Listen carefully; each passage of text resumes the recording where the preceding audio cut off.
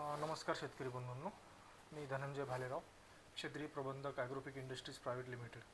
ॲग्रोपिक Industries Private लिमिटेडच्या शेतकरी शिवार फेरी online शाळेमध्ये आपले सहर्ष स्वागत. जे नवीन शेतकरी हळद पिकामध्ये प्रवेश करू इच्छितात, आता काय होतं आहे की दिवसेंदिवस महाराष्ट्रात हळदीचं क्षेत्र खूप मोठ्या प्रमाणात वाढते. शेतकरी बंधूंनो, ज्या शेतकऱ्यांनी आजतागायत कधीच हळदीची लागवड केलेली नाही आहे, अशा शेतकऱ्यांसाठी आम्ही जी काही परिपूर्ण माहिती देण्याचा प्रयत्न करत आहोत ते या सिरियलमधनं आजपासून सुरू करतो आहे. वेळोवेळी तुम्हाला अपडेट देत जाऊ.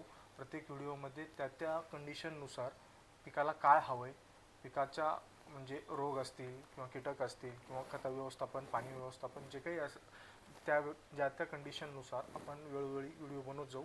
आज आपण पहिला व्हिडिओ पूर्णतः आता एप्रिल एंड होत आलेला आहे.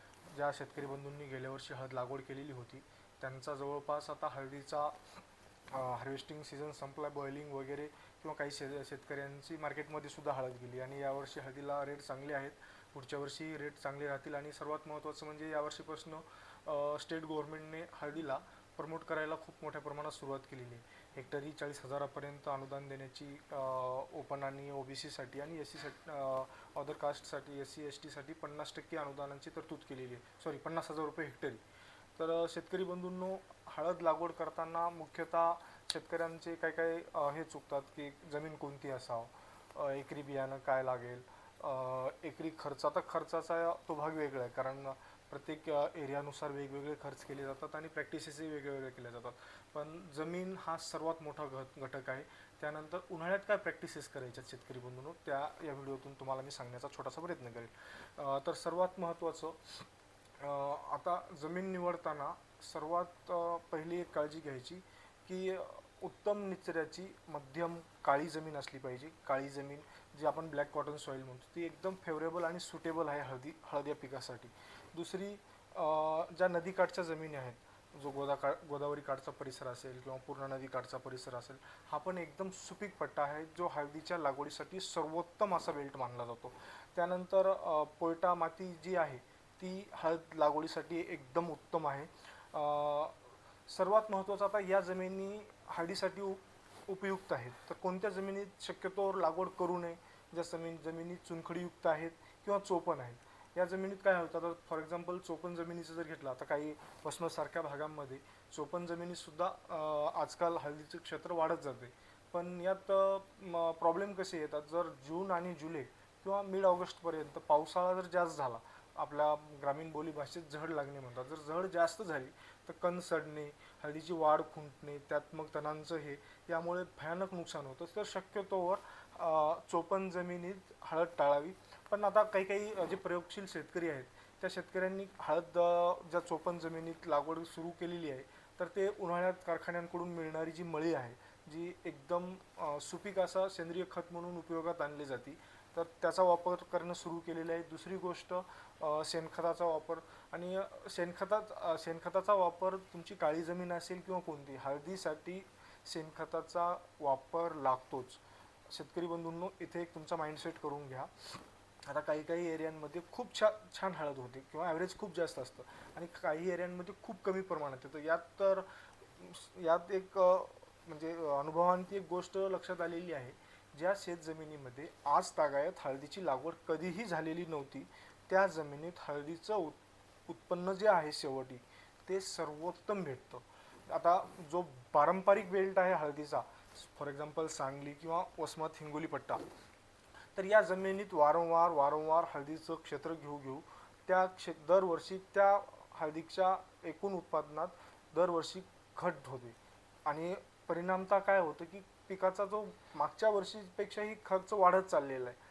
जमिनीला आराम न भेटणं, सारखं पाण्याखाली जमीन असणं, हे मुख्य कारणं आहेत हळद उत्पादन घटीचे.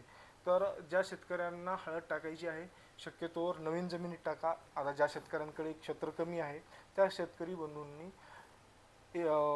शेणखत असेल किंवा ही साखर कारखान्यांची मळी असेल, याचा योग्य वापर करा.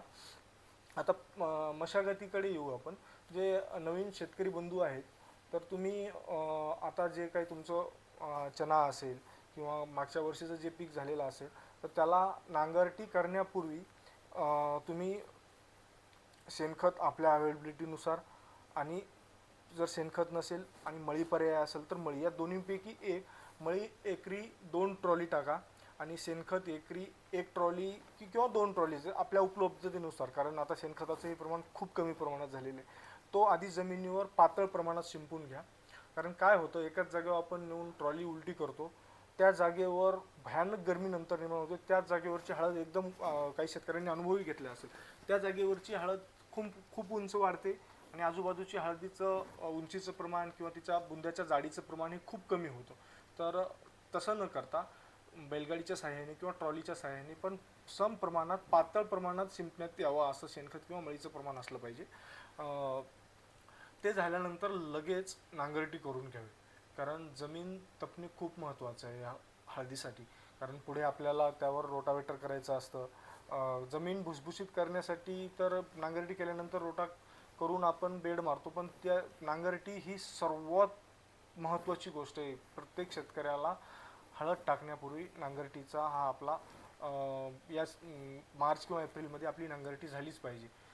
त्यानंतर आपण मेच्या एंडिंगला त्याचेच हे करून घेऊ. रोटावेटर फिरवल्यानंतर रोटावेटर फिरवणं आणि बेड मारून घेणं आपल्या सरी पद्धतीनुसार. आता सुधारित वाण, तर शेतकरी बंधूंनो, आज तागायत आपल्याकडे सेलमचं प्रमाण म्हणजे जवळपास सेलमच होती, काही प्रमाणात थोडी प्रतिभा वगैरे आलेली होती. पण आता वसमतला बाळासाहेब ठाकरे हळद संशोधन केंद्राने खूप छान अशा काही व्हरायटीज रिलीज केलेल्या आहेत, ज्याचे आपल्या हवामानानुसार चांगले रिझल्ट यायला सुरुवात झाली. जसे फुले स्वरूपा असेल, रोमा सेलम असेल, सेलम भवानी नगर असेल. तर एकदाच पूर्ण न टाकता 50 किलो म्हणा, 1 किंवा 2 बेड, किंवा पुढच्या वर्षी आपल्याला बेण्याला जितके लागतात 50 किलो, 1 क्विंटल, 2 क्विंटल याप्रमाणे बेणे खरेदी करून तेवढं टाकून, म्हणजे पुढच्या वर्षी आपलं बेणं तयार होईल आणि आपल्यालाही वर्षभरात त्याचे रिझल्ट्स घेता येतील की याला फवारणी किती लागत आहे, या वाणाला अटॅक कोणत्या कोणत्या गोष्टींचा आहे, पाण्याचं हे कसं आहे. आणि सर्वात शेवटी तर आपल्याला उत्पन्नात कळूनच येतं की सेलम आणि यामध्ये फरक काय आहे.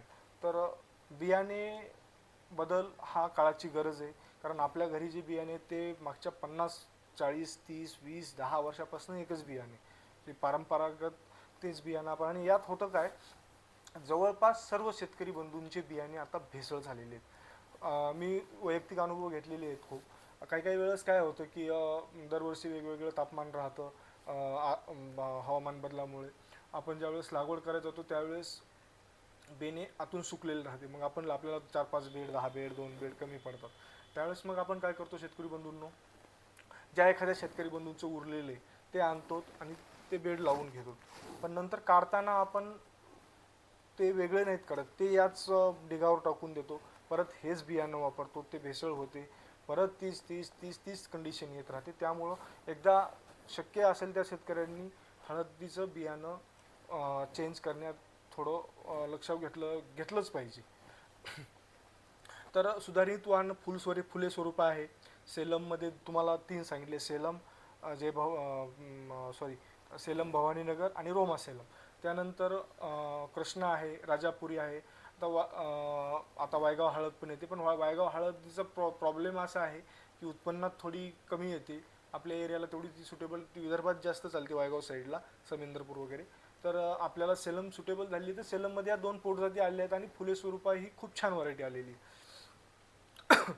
आता लागवड, हा एक मुद्दा सर्वात महत्त्वाचा. आता यावर्षी गेल्या वर्षी मागच्या याच्यात पाणी जास्त झाल्यामुळे जवळपास सर्वच धरणांमध्ये पाणीसाठा मुबलक होता आणि यावर्षी पण आहे. तर शेतकरी बंधू मेच्या काही जण तर 15 तारखेपासूनच सुरुवात करायला. तर असं न करता टेम्परेचर 40च्या खाली, 35च्या पुढं किंवा 35पर्यंत असेल तर मेच्या शेवटच्या आठवड्यात हळद लागवड करायला सुरुवात करा. त्यापूर्वी हळद लागवड पाणी जरी असेल तरी एवढ्या टेम्परेचरमध्ये खूप नुकसान होतं, कारण तेवढं टेम्परेचर निघालेला एखादा कोंब सहन नाही करू शकत. जून त्याचा आयडियल कालावधी तर लागवडीचा जूनचा पहिला आठवडाच आहे. बाकी बियाणे ज्या शेतकऱ्यांना नवीन खरेदी करायची असतील त्यांनी फिंगर एकरी 10 क्विंटल ते 12 क्विंटल घेऊन ठेवा, कारण काही शेवटी खराब होते. आणि गट्टू बल्ब तो तुम्हाला 12 क्विंटल लागतो, तर एखादा क्विंटल एक्स्ट्रा घेऊन यासाठी ठेवा की नंतर लावताना काही बियाणे खराबही होते. तर 8 ते 10 क्विंटल तुम्हाला शेंग लागेल आणि गट्टू 10 ते 12 क्विंटल लागेल. त्यानंतर आणखी महत्त्वाची उन्हाळ्यात करायची जी प्रॅक्टिसेस आता लागवडीपर्यंत तितके आहेत. आणि जे बियाणे तुम्ही राखीव ठेवलेले आहेत, ज्या शेतकरी बंधूंना याच वापरायचे, तर यावर्षी कांदे साठवण्याच्या ज्या बॅग्स आहेत त्या बॅगमध्ये खूप गेल्या वर्षी प्रयोगशील शेतकऱ्यांनी बियाणे साठवून काय केलं, एका गर्द सावलीच्या झाडाखाली ठेवून द्यायचं आणि त्यावर 90% वालं जे ग्रीन नेट भेटते मार्केटमधनं ते झाकून द्यायचं. तर जो आपला मनुष्यबळाचा खर्च आहे, आपण शेणाने लिंबून वगैरे ज्या पारंपरिक प्रॅक्टिसेस करायचो, तर त्या प्रॅक्टिसेसही वाचून जातात. आणि दुसरी गोष्ट काय की लवकर होऊन जातं. बॅग आपल्याला आता भरायलाही सोप्या जातात, सील करायलाही सोप्या जातात. आणि ज्यावेळेस आपण लागवड करायला जातो शेतकरी बंधूंनो, त्यावेळेस तो पण ट्रान्सपोर्टेशन म्हणा किंवा मनुष्यबळाचा प्रश्न म्हणा, तो पण निकाली निघतो. तर याचे गेल्या वर्षीपासून खूप शेतकऱ्यांनी अनुभव घेतलेले आहेत. तर तुम्ही पण आपल्या कांद्याच्या ज्या बॅग्स आहेत त्यामध्ये स्टोअर करून एका गर्द सावलीच्या मोठ्या वटवृक्षाखाली ठेवून त्यावर 90%चं ग्रीन नेट टाकून द्या. खताचं व याचं जे नियोजन आहे ते आपण पुढच्या याच्यामध्ये तुम्हाला मी सविस्तर प्रत्येक व्हिडिओमध्ये त्या स्टेजनुसार सांगेल. जमिनीचं झालं आपलं, जमीन तुम्हाला सांगितली, उन्हाळ्यातली मशागत सांगितली.